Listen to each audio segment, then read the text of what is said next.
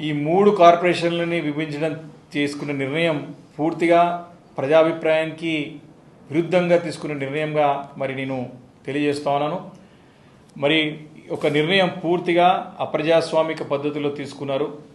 ఈ గ్రేటర్ హైదరాబాద్ నగరాన్ని మరి ఔటర్ రింగ్ రోడ్ వరకు విస్తరించడమే ఒక పెద్ద తప్పు. అంటే ఈ విస్తరించినటువంటి నగరాన్ని మూడు భాగాలుగా విభజించడం అనేది పూర్తిగా ప్రజలకు అభిప్రాయానికి అభిష్టం మేరకు కాకుండా కేవలము తన ఒక రాజరిక పోకడలకు, తన నియంతృత్వ పోకడలకు నిదర్శనంగా దర్పణ పడుతూ ఉన్నాయి.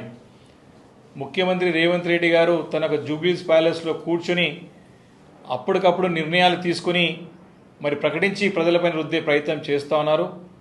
ముఖ్యమంత్రి రేవంత్ రెడ్డి గారు తీసుకునే ప్రతి నిర్ణయం కూడా ప్రజలకు శాపంగా మారుతూ వస్తున్నది.